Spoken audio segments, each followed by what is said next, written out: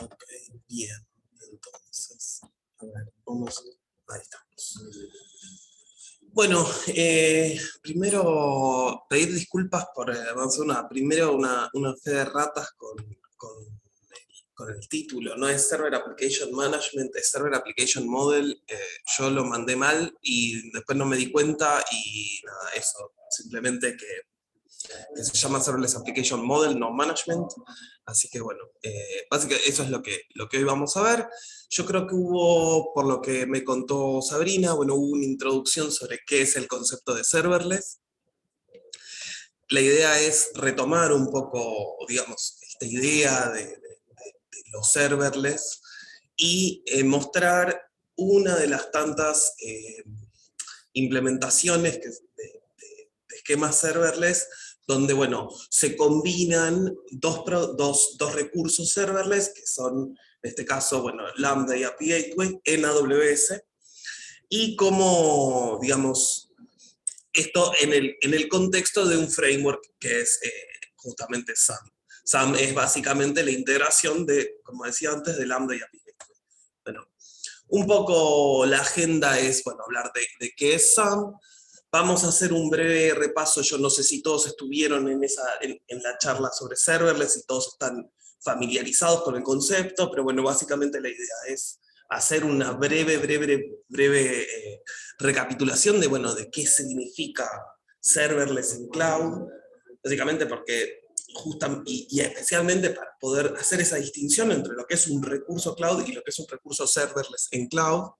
Después vamos a hablar puntualmente de Lambda, después vamos a hablar de API Gateway, vamos a hacer una demo de ambas cosas, finalmente vamos a ver algunas cuestiones vamos a ver SAM en acción, vamos a ver qué es lo que sucede cuando nosotros hacemos una aplicación SAM, y bueno, finalmente vamos a dejar un espacio para preguntas y respuestas, para consultas, y si nos da el tiempo, me gustaría mostrar alguna que otra, especialmente una alternativa parecida a SAM, que no es parte, digamos, de lo que sería el core de AWS, pero la verdad que es un framework que va en la misma dirección y me parece que es a mí me ha resultado muy útil y muy interesante.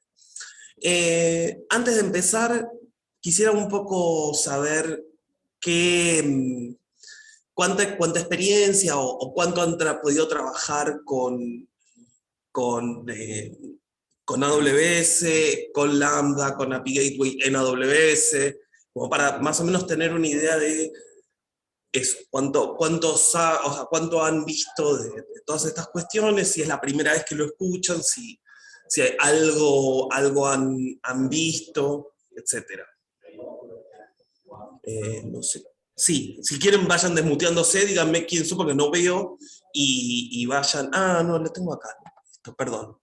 A ver si. Ah, acá me dice quién habla. Sí, perdón. ¿Qué tal? ¿Todo Vayan bien? desmuteando. Sí, ¿qué tal? Esta es la primera vez yo que veo serverless, así que bueno, con la introducción de ayer y con lo que arranque nomás. Perfecto. Pero dice el Cloud Practitioner de AWS. No lo Ah, certifiqué, pero hice todo lo fundamental.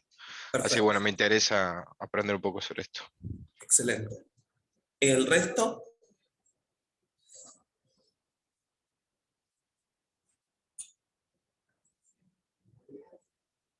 ¿alguno más? ¿Qué tal? ¿Cómo va? Yo tampoco lo he visto, solamente hemos visto un poco teoría con Ujú. una capacitación que tuvimos hace poco con también Incluid, pero no profundizamos mucho tampoco. Una capacitación sobre. Sobre como una introducción a los servicios de Amazon Web Ajá, Services. perfecto, perfecto. ¿Alguien más? Muchas gracias a ambos. ¿Alguien más? ¿Algún comentario, algo que quieran decir? Yo he trabajado serverless, hola Víctor, pero no directamente contra AWS. Ujú, Conozco más o menos el concepto de Lambda, entiendo que está bastante bueno, pero hasta ahí. No tengo mucho ujú, conocimiento de eso, sé lo que es un API Gateway y más ujú. teoría. Bien, perfecto, excelente. Buenísimo. Bueno, entonces vamos a arrancar justamente con lo que hablábamos recién, una breve introducción de, bueno, ¿qué es SAM? SAM es, no como dice Serverless Application Management, sino Serverless Application Model, que se lo podría resumir muy generalmente como una API REST sin servidores. Sin servidores es una afirmación engañosa. Obviamente hay un servidor, uno dice cuando dice sin servidores, y que es un poco, ¿no? Adelantándonos un poco a lo que es la idea de serverless, es sin la necesidad de tener que administrar un servidor o un recurso en donde se hostee la solución que nosotros estamos teniendo, en este caso, una API REST. Todos saben lo que es una API REST, ¿no?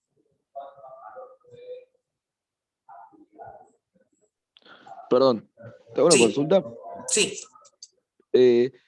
¿Esto de SAM no es el mismo concepto del SAM CLI que te permite deployar como un entorno o es otra cosa? Me estoy confundiendo.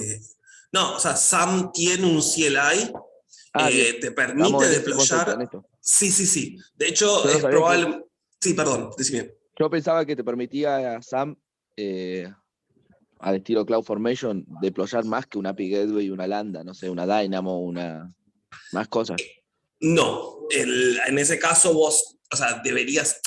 En realidad lo que hace, en definitiva, no me quiero, digamos, voy a hacer un paréntesis para contestar. En realidad lo que termina haciendo es armar un CloudFormation, lo vamos a ver, pero Sí. digo, lo que termina haciendo es, en realidad SAM es armar un CloudFormation para terminar deployando lambdas y una API Gateway. Pero en realidad es para lambda y API Gateway. No.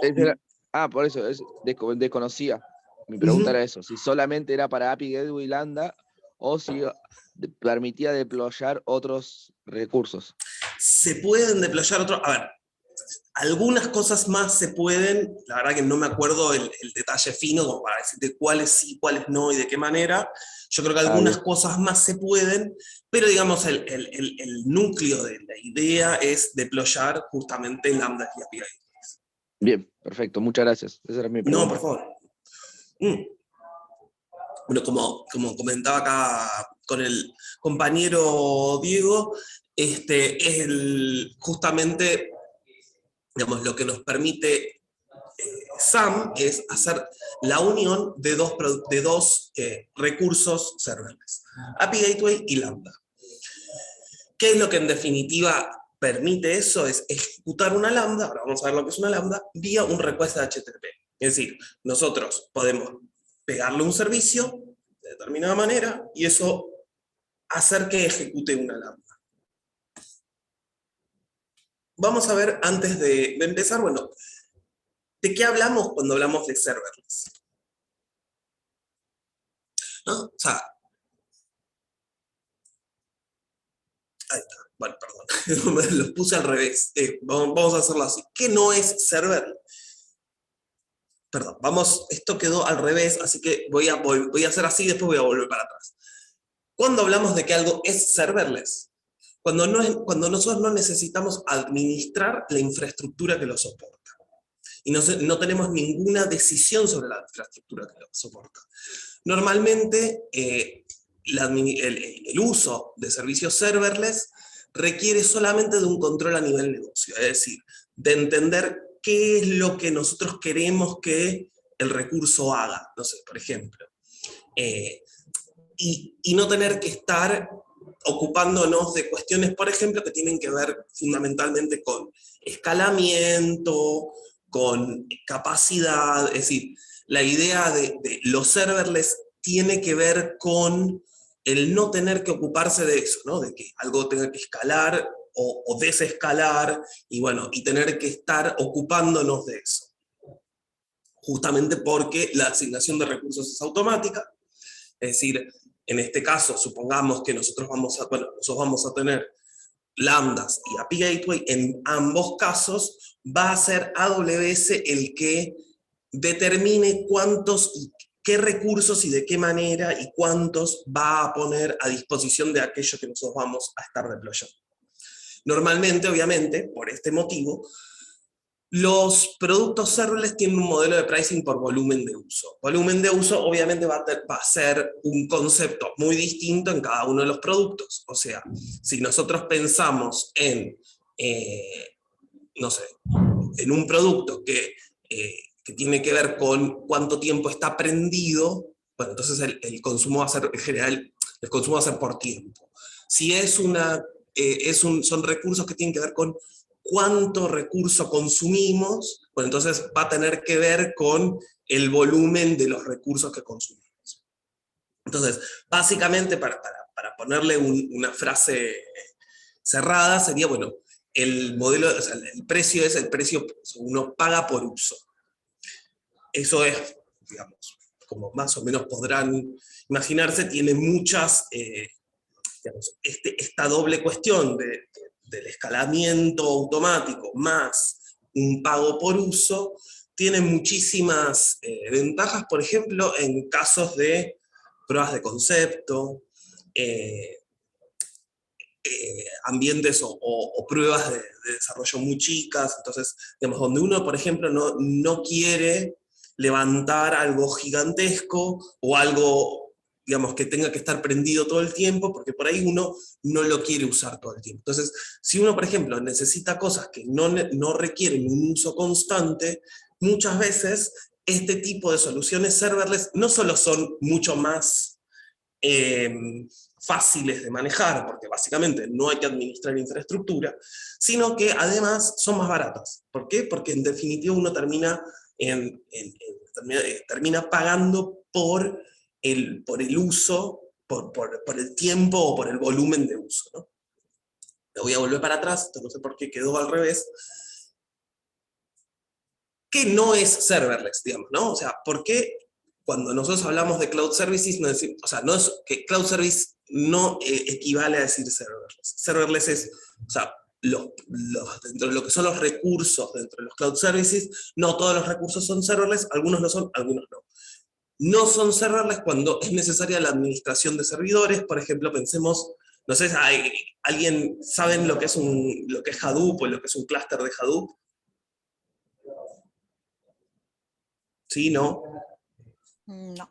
No. Bueno, un clúster de es una serie de máquinas que se usan para lo que son, es un framework de lo que se llama computación distribuida. Bueno, si uno necesita un clúster de Hadoop, en general uno le tiene que decir, bueno, yo quiero 6 instancias con estas características, y yo quiero que, incluso, digamos, con ciertas sofisticaciones, aún teniendo ciertas sofisticaciones, donde uno le puede llegar a decir al servidor cloud, bueno, yo quiero escalar si mis instancias están siendo utilizadas a más del 80% de su capacidad, bueno, entonces agregame más instancias, o si están usando a menos del 40, sacame instancias y demás. O sea, si bien pueden ser incluso flexibles dinámicamente, uno tiene que estar administrando ese escalamiento de infraestructura. Entonces, cuando nosotros, dentro de un ecosistema cloud, decidimos sobre cuántos recursos vamos a tener y qué tipo de recursos vamos a tener, no estamos hablando de serverless, estamos hablando muchas veces también tienen otros conceptos, un concepto que se llama fully managed, que tiene que ver con esto, ¿no? O sea, si bien uno no está administrando un servidor, si bien no es serverless, digamos, el escalamiento de ese escalamiento es bastante sencillo, entonces, bueno, en ese sentido, eso se lo conoce como fully managed. El uso de la herramienta o del recurso requiere configuraciones administrativas, eso también es parte en general de lo que sería un recurso no serverless.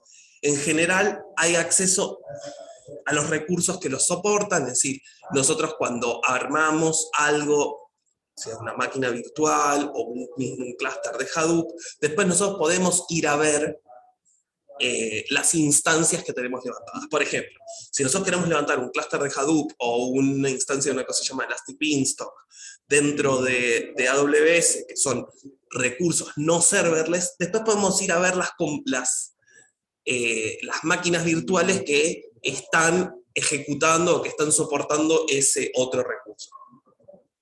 La asignación es manual en el sentido de esto que hablábamos recién, de que requiere una configuración por parte de nosotros, y en general tiene un modelo de pricing por recurso, es decir, nosotros pagamos por el recurso independientemente de si lo estemos usando o no. Si yo levanto una máquina virtual ahora y la tengo ahí sin hacer nada, bueno, yo pago la máquina virtual independientemente de si está haciendo algo o no.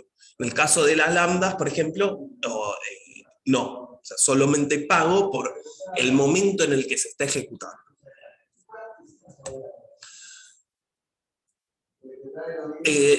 Si ustedes tienen alguna duda o algo, si bien vamos a tener el espacio de dudas y consultas, si en algún momento tienen alguna duda o les surge algo, no esperen hasta el final. Si tienen ganas, interrúmpanme y pregunten lo que quieran preguntar, porque a veces en el devenir de la presentación se va perdiendo esa idea. Entonces, si ustedes tienen alguna consulta, por favor, sin vergüenza, desmutense y pregunten lo que quieran.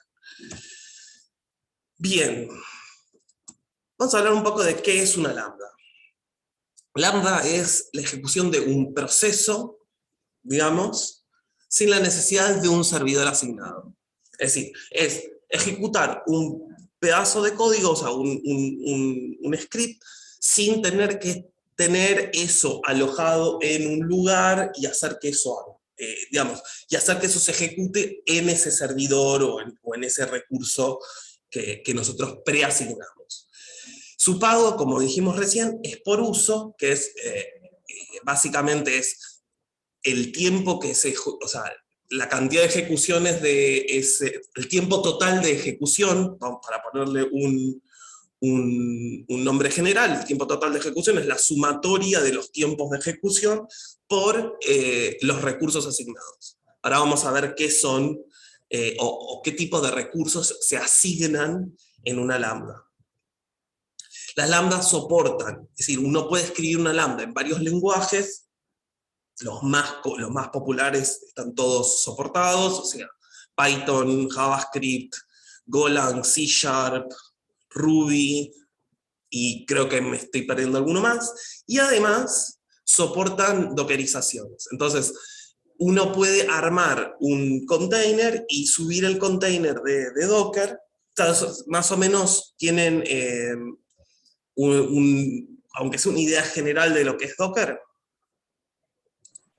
Sí. Buenísimo. Sí. Bueno, entonces, nada, también se pueden dockerizar y se pueden subir dockers y ejecutar lambdas vía Docker. Bien.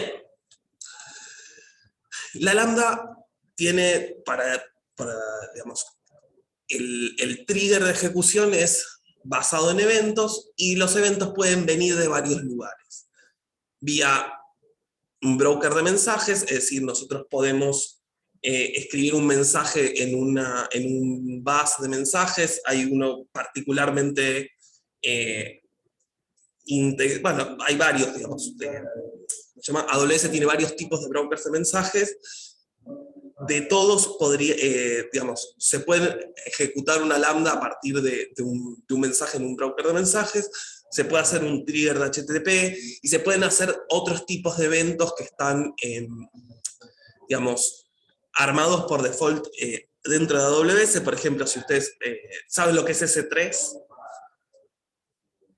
en AWS, sí, bueno, se pueden armar triggers, así, se puede hacer una ejecución de lambda en base a la subida, por ejemplo, de un archivo en S3, etc. O sea, hay varios tipos de triggers.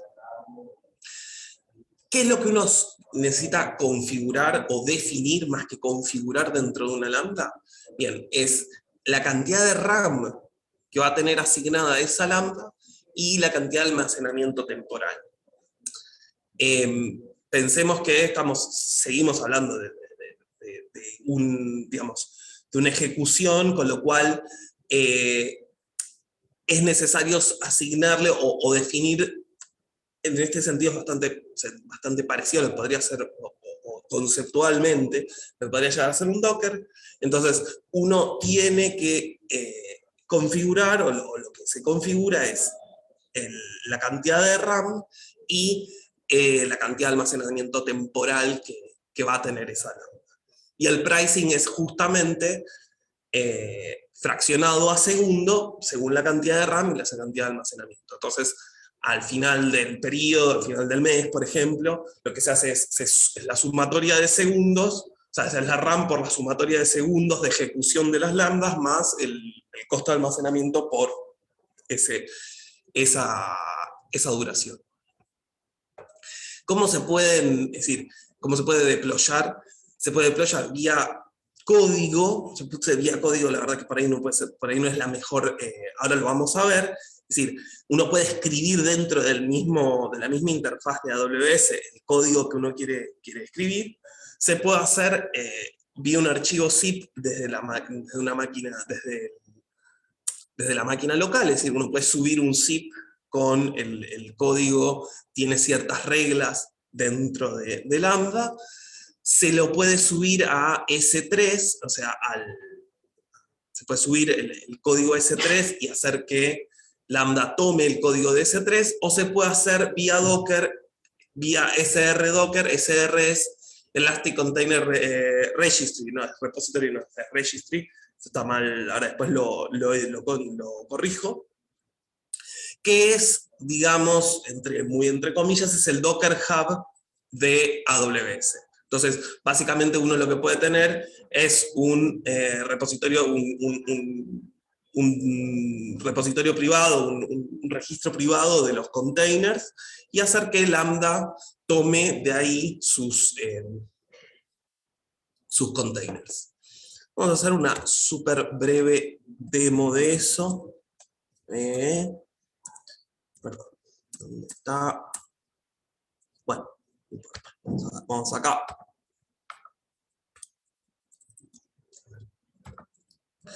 Vamos a ir a Lambda. Voy a mostrar muy rápidamente cómo se ve.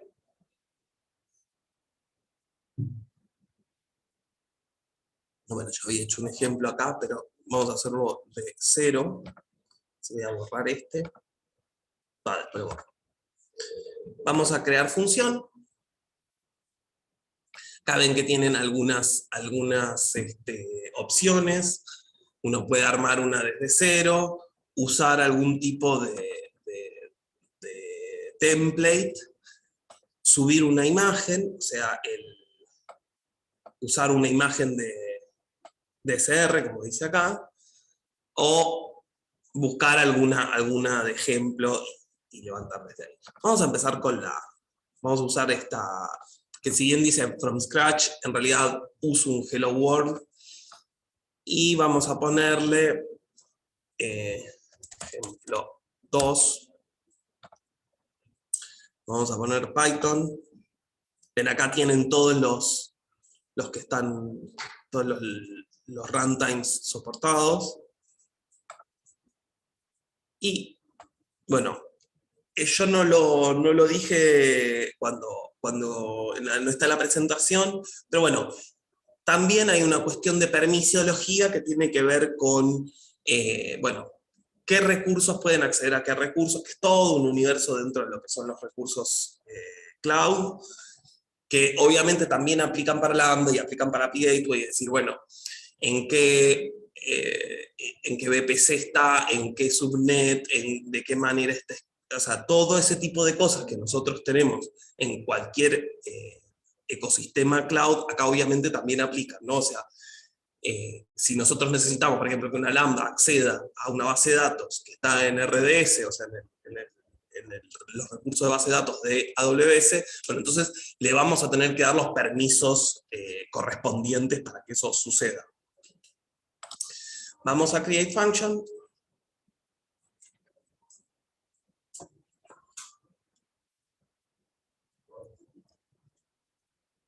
Más que nada para mostrarles.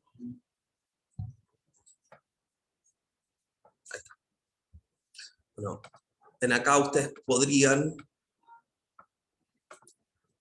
escribir qué es lo que quieren que hagan, ¿no? O sea, se pueden directamente escribir acá y esto, bueno, lo pueden guardar, después pueden hacer pruebas, etc.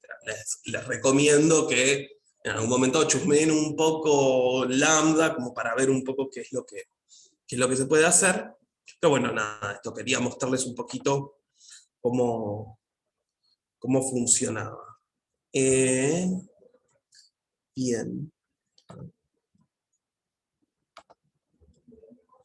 Entonces, básicamente recibe dos argumentos, esto no se los mostré, que se llaman eventos, yo le puse payload, la verdad es que no se me ocurrió otra palabra mejor, es todo lo que describe a el evento de invocación en sí mismo. Obviamente que el evento es un diccionario en Python, y digamos una estructura de tipo llave valor, que tiene toda la información relativa a la ejecución en sí. Y el context, que es el contexto de invocación. En general tiene cierta metadata relativa a, por ejemplo, el ID de la lambda, ciertas características de la configuración de la lambda, etc. En general, casi todo lo que nosotros usamos, esta es una cuestión práctica, está casi siempre en el evento. Algunas que otras cuestiones, o sea, realmente a mí me ha pasado muy poco de tener que usar cosas que están dentro del contexto, pero bueno, obviamente es algo que puede pasar, y es algo que está bueno también que sepan que está ahí. Bien, ¿dudas hasta ahora?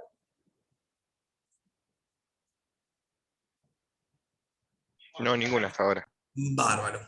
Seguimos entonces. Bueno, API Gateway. Como sabrán, bueno, la API Gateway no es un invento de AWS, ni mucho menos. La API Gateway es una puerta de entrada para que, digamos, para tener para simplificar, digamos,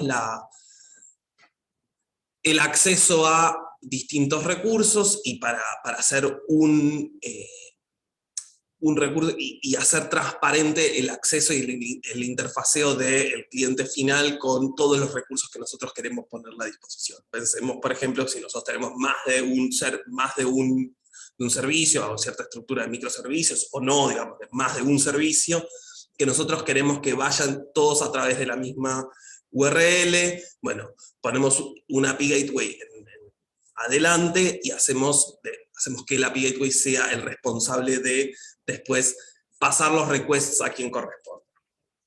Bueno, obviamente, como decíamos anteriormente, no es exclusivo del mundo serverless.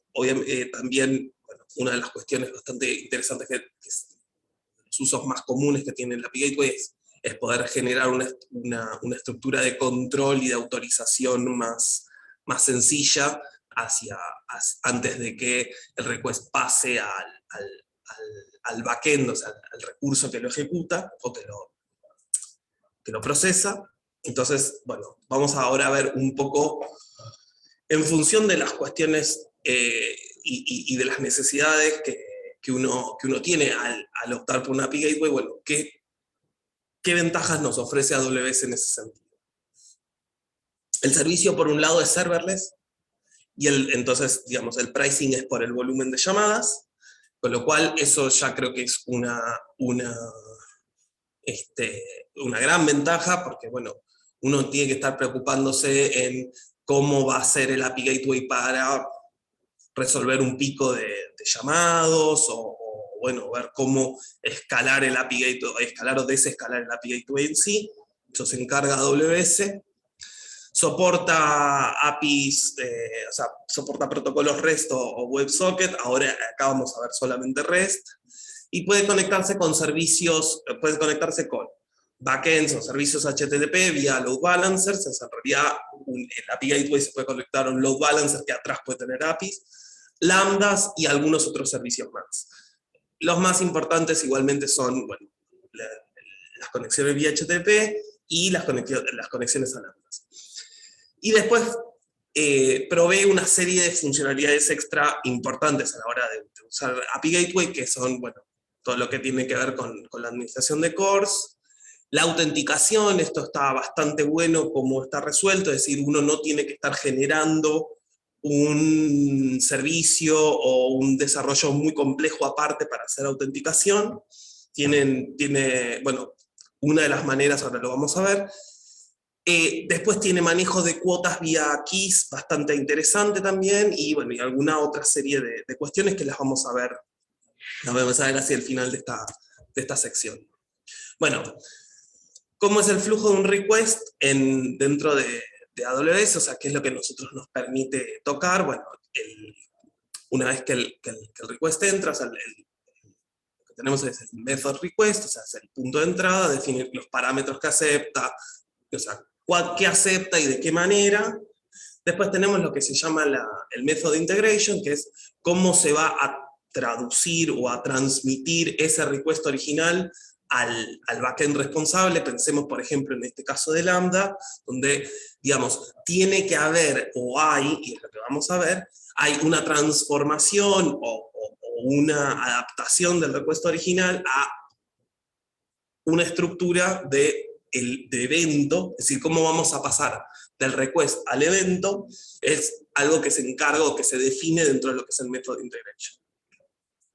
No escribí. El integration response es, acá se me olvidó esto, el integration response es justamente la respuesta, es decir, es cómo pasamos digamos, cómo la respuesta va a pasar el proceso inverso, y bueno, justamente el method response define qué estructuras generales de header y body de la respuesta, es decir, cómo va a estar estructura, qué tipo de cosas acepta, de qué manera va a estar, si hay que, ¿cómo se llama? Pasar de texto a binario, de binario a texto, si es necesario, bueno, ese tipo de cuestiones. Bueno, API Gateway en SAM lo importante del API Gateway dentro de SAM es que la integración siempre una lambda, es decir, el backend es siempre una lambda, y su tipo de integración es una cosa que se llama un Lambda Proxy Integration. Lambda Proxy Integration, básicamente, pensemos en un request HTTP, transforma el request HTTP en algo de este estilo, ¿no? Entonces, dice, bueno, ¿cuál es el recurso al que se le pegó? ¿Con qué path? El método, los headers, los query string parameters, o sea, todo lo que uno podría pensar que hay dentro de un request HTTP viene adentro de este lambda proxy, ¿no? Es decir, la lambda va a terminar recibiendo del request toda esta información. Nosotros vamos a recibir, en este caso, un diccionario que tiene, perdón, diccionario digo porque esto es Python, vamos a recibir este es el, perdón, esto es el JSON, pero digamos, en un evento, en el caso de que nuestra lambda esté escrita en Python, esto obviamente pasa a ser un diccionario, y esta es la estructura del evento que nosotros vemos, ¿no?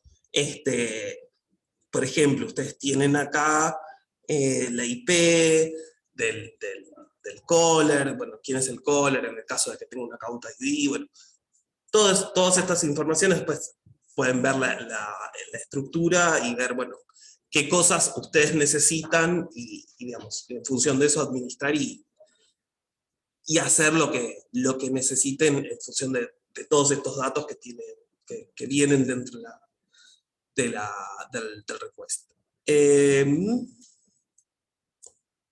Bien. Algunas features adicionales que vienen con Lambda.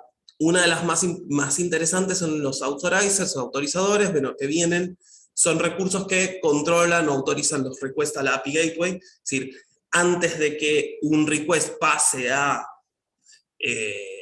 backend, digamos, ustedes pueden hacer pueden poner un authorizer, y el authorizer básicamente va a permitir o no permitir la ejecución del request.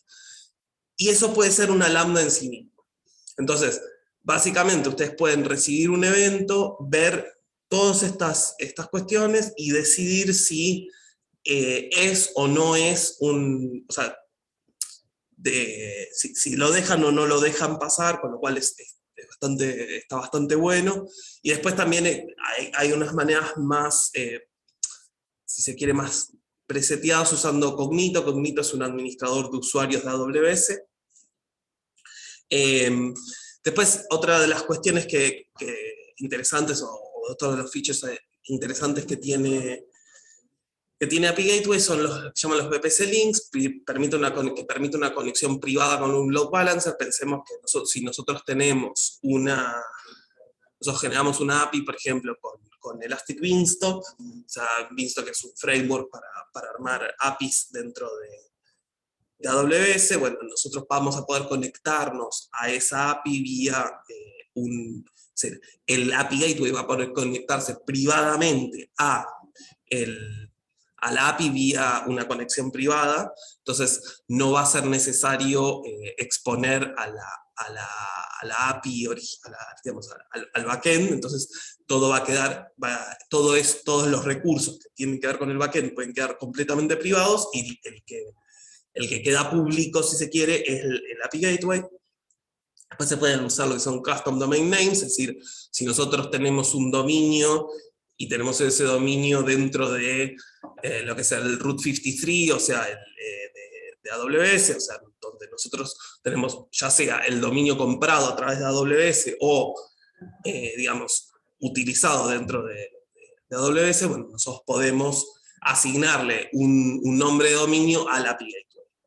Pues lo que hablábamos hace un rato, un control de cuotas, que es, bueno, controlar la cantidad y la intensidad de request por API keys, y también se pueden poner lo que son los API Gateway privados, o sea, generar un API Gateway que no tenga salida a internet y que sea solo accesible de una VPC privada. Una limitación muy importante que tiene API Gateway es los requests sincrónicos en API Gateway tienen un límite de 30 segundos. Es decir, si el backend tarda, o digamos, el proceso total en realidad tarda más de 30 segundos, el API Gateway tira timeout. Y si ustedes necesitan más que 30 segundos, lo que tienen que hacer es pasar a alguna alternativa asincrónica.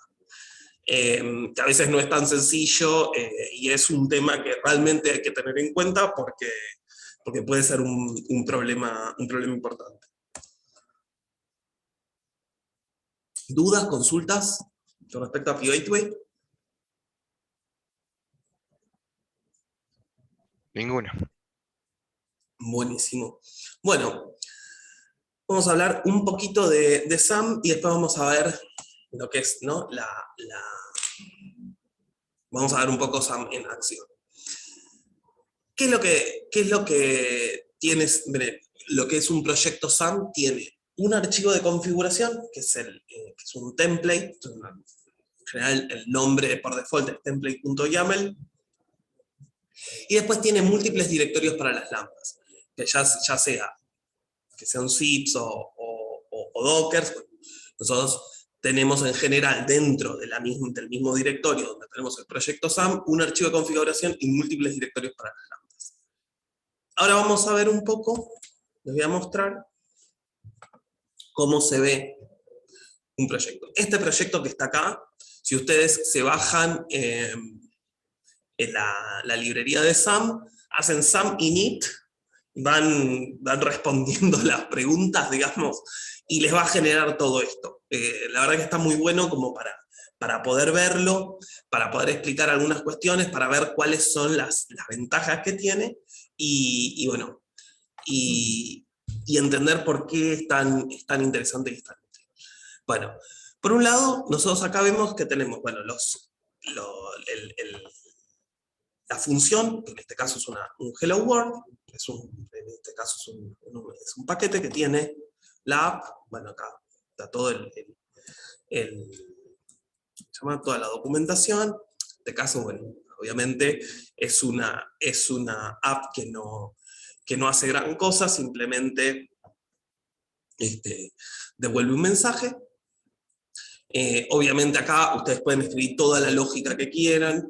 La gran ventaja, en mi opinión, de dockerizar las lambdas es que es mucho más sencillo manejar dependencias, manejar paquetes adicionales. Digo esto porque obviamente es muy fácil, pero digo, pensemos en situaciones donde tiene que haber un, no sé, cliente de base de datos y hay que conectarse a una base de datos y demás. Bueno, todo eso, hacerlo con un zip es un poco más complicado. Por eso a mí, la verdad, y es mi recomendación, esto sí es una recomendación personal, siempre tratar de dockerizar las lambdas.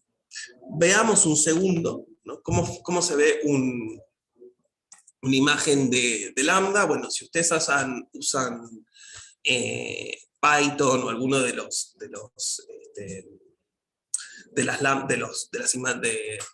runtimes que están soportados, en general AWS tiene unas imágenes por default que tiene todo lo que necesitan. Obviamente que esto sí se podrían usar otros runtimes, pero hay que hacer algunos ajustes. En general, por ejemplo, para usar Python existen estas imágenes. Bueno, en este caso esto es bastante sencillo porque instala el requirements y después simplemente ponemos la referencia a la función, que en este caso, bueno, está dentro de app y se llama lambda handler. Acá están obviamente los requirements, y ahí quedó, ese es nuestro módulo de una lambda dockerizada. Y ahora vamos a ver cómo funciona o cómo nosotros hacemos para hacer el deploy de esto. Bueno, los templates tienen bastantes cuestiones y tienen como varios detalles que obviamente no vamos a llegar a ver acá. Yo probablemente, si ustedes en algún momento lo miran y tienen alguna duda, me pueden escribir y lo vemos. Pero básicamente tiene una serie de secciones. Bueno, la parte de globals tiene, digamos, es una sección donde uno setea parámetros generales para las funciones o para las APIs. Por ejemplo, en este caso pueden ser el timeout. Uno puede tener también acá seteadas variables de entorno que quieren que estén en todas las lambdas. Bueno, eso lo pueden setear acá. Y después cada una de las lambdas va a poder tener sus propias, ¿cómo se llama? Sus propias configuraciones específicas. Entonces, bueno, acá ven, digamos, bueno, en este caso estamos usando una imagen. Este es el evento al que responde, en este caso, por ejemplo, a hello, es decir, a la barra hello en un método get. Acá podrían poner, digamos, obviamente, ¿no? Pueden poner cosas de este estilo, y también se pueden poner un proxy, que si mal no recuerdo se pone así, para que pueda aceptar cualquier tipo de request. Y finalmente acá definen, bueno, cuál es la información con respecto al Docker específico, ¿no? Entonces, bueno, el Dockerfile se llama Dockerfile porque acá se llama Dockerfile, y el contexto donde ustedes lo van a ejecutar. O sea, básicamente en este caso es el módulo. Y finalmente, ¿no? Volviendo a lo que mencionaba el compañero, teniendo en cuenta que estamos hablando de que esto después se transforma en... ¿Saben lo que es CloudFormation o todo esto? Más o menos. Más De o oído menos. nomás. Terraform, Okay.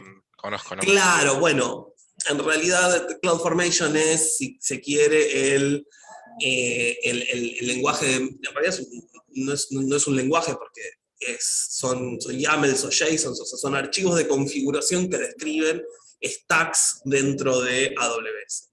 Entonces, cuando el CloudFormation lo que permite es que, digamos, una vez que uno genera un stack, generar outputs. ¿Qué es el output? Es, por ejemplo, si yo necesito saber, yo sé que, bueno, corro un stack con una base de datos, voy a necesitar, por ejemplo, generar un output que tenga el ID del motor de base de datos o de la instancia base de datos que genere. ¿Por qué? Porque después voy a necesitar que alguno tenga acceso a eso, pero yo no voy a estar hardcodeando eso, sino que quiero referenciarlo. Bueno, para poder referenciar algún recurso dentro de un stack, eso tiene que estar dentro de un output. Para eso es la sección de output. En este caso, por ejemplo, vemos que lo que devuelven es, por ejemplo, de la función, el ARN, que es el ID del deploy de la lambda, acá del rol, o sea, todas las lambdas se ejecutan con un rol, es decir, lo que nosotros es importante en ese caso, a ver, vamos a ir a la parte en este caso el rol es implícito, o sea, en este ejemplo en realidad genera lo que es un rol default, pero muchas veces nosotros queremos explicitar el rol. ¿Por qué? Porque nosotros vamos a querer decirle que va a tener que necesitar acceso de esta y esta manera a estos y estos recursos, entonces bueno, eso también se puede definir acá. Pero bueno, si uno no lo define implícitamente, la función tiene algunas cosas medio feas, que son como que le pone, ven que acá se llama Hello World Function Role, o sea, que le pone el mismo, le asume el nombre. Pero bueno, es un poco como para entender qué es lo que vemos acá. Y una cosa, también lo que tiene en este caso, ven que acá dice Serverless REST API is an implicit API created out of events, keep, etc. ¿Eso qué significa? ¿Qué es lo que se habla con implicit API? Nosotros tampoco estamos acá mostrando o estamos intentando generar una API explícita. Si nosotros no le estamos diciendo, bueno, vamos a generar una API Gateway con estas y estas y estas características, entonces lo que hace es generar lo que se llama una API implícita, que es básicamente una API Gateway Default. La API Gateway Default es público, o sea, tiene como toda una serie de características que obviamente si nosotros no queremos esas características tenemos que explicitar nuestra propia API. Déjenme ver, a ver si lo tengo a mano, en algún lado. A ver si acá lo tengo a mano. Les muestro un poco a algunas otras cosas de cómo se ven. Acá está, por ejemplo. ¿Ven? Acá yo definí, en vez de usar la API implícita, acá yo definí mi API, ¿no? Private API es de type, bueno, esto también, las APIs pueden tener distintos, ustedes le pueden poner nombres de stage, eso no lo habíamos hablado. Ustedes acá le ponen, bueno, por ejemplo, ¿ven? Esto, como que sea privada, entonces, bueno, acá lo que le estoy diciendo es desde qué VPCs voy a poder entrar, y bueno, digamos, cuál es la política de acceso a la API, etc. Entonces, como ven, nosotros, o sea, cuando nosotros no, como en el caso no estamos explicitando qué es lo que la API, o qué tipo de API queremos, bueno, va a ser una API default. Algunas cuestiones interesantes, si nosotros queremos, por ejemplo, testear APIs dentro de, es decir, debuguear nuestras apps, bueno, ven que acá nos armó unos test default, o sea, pueden usar los tests, o pueden incluso también hacer un llamado o sea, pueden levantar la API, perdón, la lambda local y hacer un debugging local de la lambda, de alguna lambda en especial que ustedes quieran debuguear, o incluso pueden debuguear directamente el caso de test. Entonces, pueden hacerlo de esta manera. Escriben un test que tenga el evento de la manera que quieran, y después directamente hacen esto, ¿no? O sea, app lambda handler, el evento, lo que le quieran pasar en la parte del contexto, y nada, después eso, debuguean línea por línea, bueno, yo uso PyCharm con el IDE que ustedes usen, y bueno, eso, la verdad que también es bastante importante poder debuguear localmente, así que en ese sentido está bueno. Bueno, dicho todo esto, vamos a ver qué pasa cuando nosotros cómo hacemos para deployar, ¿no? O sea, nosotros acá tenemos nuestro SAM, entonces lo primero que hacemos es SAM build. Bueno.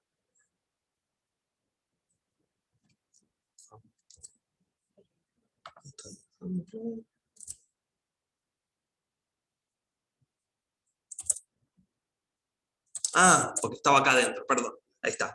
Este es ustedes tienen que estar en el root del proyecto, entonces, bueno, en este caso, como yo no le estoy pasando cómo se llama el template, va a ser el build buscando el archivo template.yaml. Bien. ya terminó y armó el build. ¿Qué es lo que hizo con el build? Es, si ustedes van acá, ¿cómo se llamaba esto? Ahí está, AWS SAM. Ustedes van a ver acá que tienen los builds armados. Entonces, bueno, ya está armado, entonces, bueno, lo que nosotros tenemos que hacer ahora es, perdón, acá yo lo voy a tener que poner profile, esto yo lo tengo que poner porque tengo varios profile hechos, si ustedes no tienen esto, si no va al default, deploy.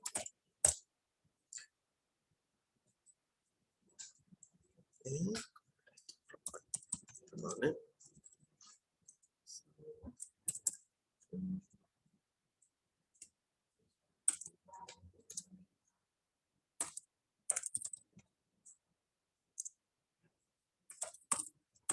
Ya, esto tendría que ver cómo era.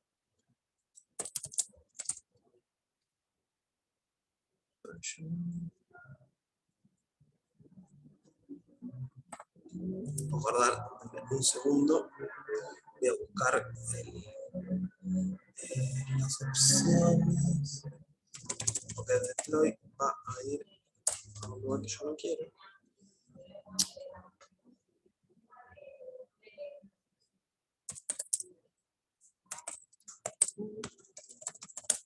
Bueno.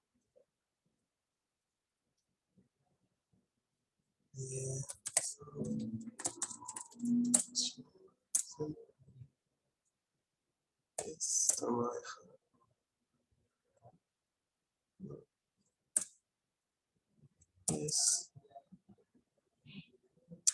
Perdón, esto no me puedo acordar. Un segundo. Ahí va.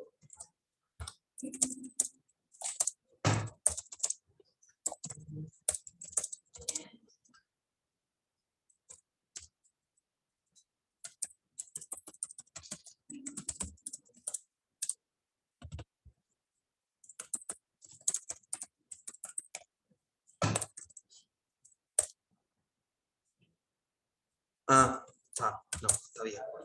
Ahí me acordé, era al revés, por eso no. Ahí voy a volver a compartir.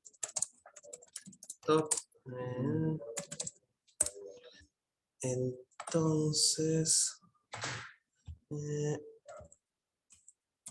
ahí vuelvo a compartir, perdón por el error este. Entonces, esto sí es some deploy, profile,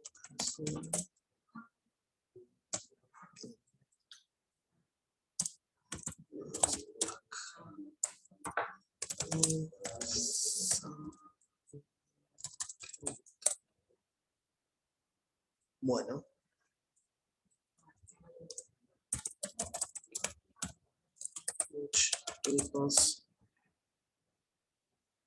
Ahí está. Bueno.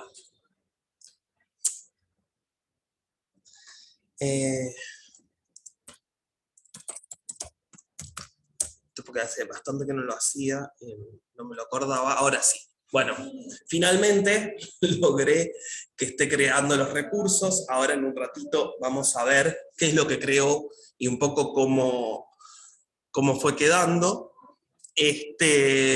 ¿Alguna duda, alguna consulta, algo que quieran preguntar mientras va armando los recursos?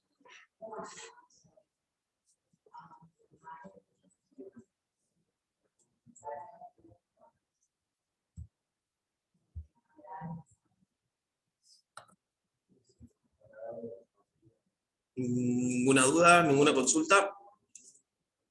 No, todo claro. Buenísimo. Bueno, ahora, acá yo lo que le puse es básicamente que se encargue solo, ¿no? Estas dos opciones, básicamente lo que le está diciendo es que se encargue de armar, ahora lo vamos a ver, o sea, básicamente qué es lo que hace, es sube, por un lado, las imágenes, es decir, el Docker que nosotros teníamos definido ahí, lo sube a SR solo y se encarga solo de, bueno, cuál es el destino y, bueno, y hacer el versionado y todo eso. Y el Resolve S3 también lo que va a hacer es que básicamente va a subir, va a generar los recursos, vamos a ir a verlo de hecho. El almacenamiento para poder tener eso allá. En realidad lo que tiene en el S3 son los archivos de CloudFormation. O sea, como hablábamos recién, en realidad lo que termina haciendo son cosas de CloudFormation, digamos, templates de CloudFormation. ¿Ven? Acá lo vemos. Lo que arma son estos .templates que tienen la información que después va a usar para hacer los deploys. Cada vez que se dispara ese template, lo que va a hacer automáticamente te va a generar los recursos que necesite para correr lo que vos tengas ahí adentro. Exacto. Y cuando termina, Exacto. se cierra. Exacto. Mata En los realidad, recursos. sí, o sea, quedan los recursos ahí y digamos, en realidad lo que hace es generar los templates, los archivos de configuraciones en S3 que después los aplica en el stack acá. Ven que acá nosotros tenemos los stacks que armó. Acá tenemos lo que es el companion stack. Básicamente lo que hace es armar las imágenes ¿cómo se llama? De SR. Ven que acá lo que hace es generar un repositorio. Entonces, básicamente eso es lo que es la parte del companion stack.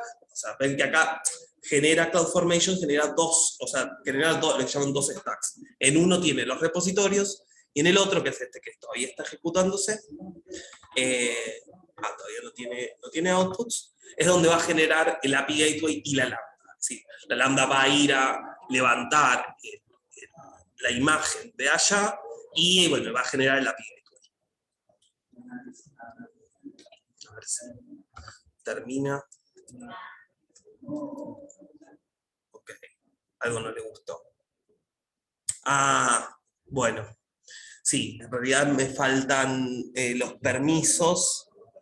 Ok, debería yo tener los permisos en mi propio...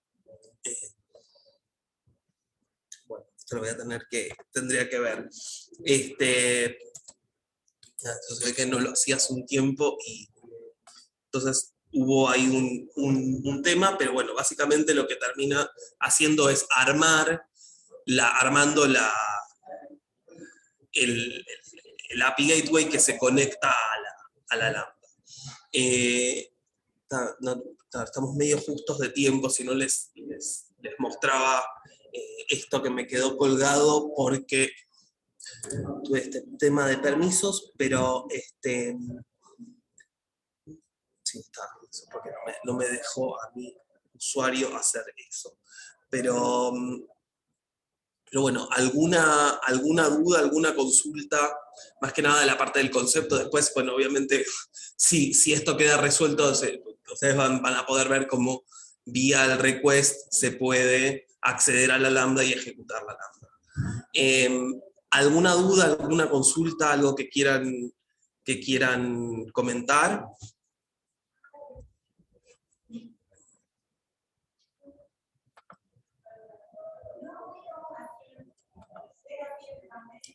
Bueno, les agradezco mucho la atención y el tiempo. Les pido disculpas por este final medio accidentado de la demo. Tengo que ver por qué no corrió. Pero bueno, nada, ahí ustedes si ustedes lo ejecutan de su lado, van a poder ver cómo queda armado todo el flujo. Bueno, nada, sin más, muchas gracias y bueno, espero que nos podamos ver. Una última Sí, cosa. perdón. Sí. ¿Podés comentar algo sobre el tema de la capa gratuita de AWS en cuanto a Lambda? La verdad es que no me acuerdo cuánto es la capa gratuita, veamos. La verdad es que pero no un millón de Sí, requests creo que era. Claro, pero después tiene toda la parte del volumen. Eso debe ser la parte que se cobra. Sí, pero hay también una capa gratuita. La verdad que no me lo acuerdo de memoria. El nivel gratuito incluye 1 millón de solicitudes y 400.000 gigabytes segundos de tiempo de computación al Está bien. mes. Está bien. Sí, o sea, es como que la verdad que la capa gratuita es bastante Puedo decir, para arrancar grande. con esto, lo mejor que es trabajar con Docker, ¿no? O sea, levantar imágenes de Docker A y... mí sí, para mí sí. O sea, la verdad es que, de hecho, la posibilidad de usar Docker es relativamente nueva con respecto a la vida de Lambda, y para mí es mucho más, para mí fue mucho, mucho, mucho más sencillo la implementación, porque, digamos, no estar teniendo que sipear cosas y demás, me parece que es bastante más fácil por lo menos para mí, bastante más fácil de manejar, porque nada, es escribir el Docker, además mucho más, digamos, todo el proceso tampoco lo vimos acá, pero digamos, uno podría incluir todo lo que es digamos, el deploy de SAM dentro de un continuous integration, de un Circle CI, y la verdad que en ese sentido, bueno, usarlo de vida Docker es mucho más sencillo. De hecho, en general todos los proveedores de CI tienen ya algunas herramientas preseteadas para trabajar con SAM, con lo cual, nada, una vez que uno hace el push al branch que corresponda, hacen todo el deploy automáticamente. Y bueno, eso sí, me parece que en ese sentido, y teniendo eso en cuenta, sí, yo iría 100% por Docker. Listo. Gracias, querido. No, por favor. Bueno, gracias a todos por sumarse. Ahí no sé si ves el chat, Hernán. Quedaron todos muy contentos con la charla. Así que bueno, gracias por compartir tus conocimientos. Muchas gracias a ustedes por el tiempo. Bueno, Feliz día gracias a para todos. también Igualmente. por sumarse y feliz viernes. Que anden bien. Gracias. Nos Chao, vemos hasta la luego. próxima. Gracias. Hasta luego. Chau, chau.